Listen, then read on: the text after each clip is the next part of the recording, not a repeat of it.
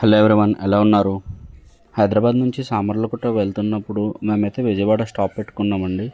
ఎందుకంటే ఎప్పుడు మంగళగిరి అయితే నేను చూడలేదు. ఇక్కడ కిందన లక్ష్మీ నరసింహస్వామి టెంపుల్, పైన పానకాల నరసింహస్వామి టెంపుల్ ఉంటుందండి. విజయవాడ నుంచి జస్ట్ ఒక 15 కిలోమీటర్స్ డిస్టెన్స్లో ఈ ఊరు ఉందండి.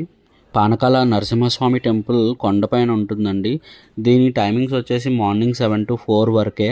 కిందన ఉన్న లక్ష్మీ నరసింహస్వామి టెంపుల్ మటుకు మార్నింగ్ 6:30 నుంచి 1 వరకు, అలానే 4 to ఈవినింగ్ 7 వరకు అయితే ఓపెన్ ఉంటుంది. కార్ పార్కింగ్ పక్కనే ఇలా గండాలయ స్వామివారి మెట్ల మార్గం అయితే ఉందండి. మేము అక్కడికి వెళ్ళలేదు. ఇక్కడ 2 రకాల ఎంట్రన్స్లు ఉన్నాయండి. ఒకటి ఫ్రీ దర్శనం, ఇంకొకటి శీఘ్ర దర్శనం. 100 రూపాయలు టికెట్ రూపీ. అలానే ఇక్కడ పానకాన్ని స్వామివారికి నివేదనంగా ఇస్తారండి. ఒక బిందెకి 40 రూపీస్ తీసుకుంటున్నారు. అలానే ఒక బాటిల్ అండ్ కవర్ కూడా ఇస్తారు, ఇంకొక 10 రూపీస్ ఇస్తే. టికెట్ తీసుకునేటప్పుడు ప్రతి ఒక్కరు ఒక్కొక్క పానకం బిందెని తీసుకోవచ్చు, అలానే లోపల సమర్పించవచ్చు అని చెప్పారు. కానీ అది అనవసరం అండి. మన టికెట్ చూపించిన వెంటనే అక్కడ లోపల నుంచి ఒక బిందెతో పానకం అయితే ఇచ్చేస్తారండి మనకి. అది మనం అక్కడ పోయడానికి కూడా ఉండదు. సో ఐదర్ మనం ఆ పానకం తాగాలి, లేదంటే బాటిల్లో వేసుకుని ఇంటికి తీసుకువెళ్ళాలి. మేమైతే అలానే ఇంటికి తీసుకుని వెళ్ళాము. ఇంకా కానీ అది ఒక 1 or 2 డేస్లో పాడైపోతుందండి. సో చూసుకుని తీసుకోండి, మీకు ఎన్ని బిందులు కావాలో అన్నీ తీసుకోండి, అనవసరంగా వేస్ట్ చేయదు. స్వామివారిని దర్శించుకున్నాక ఇలా పైకైతే వచ్చి రాజ్యలక్ష్మి అమ్మవారిని అయితే దర్శించుకున్నామండి.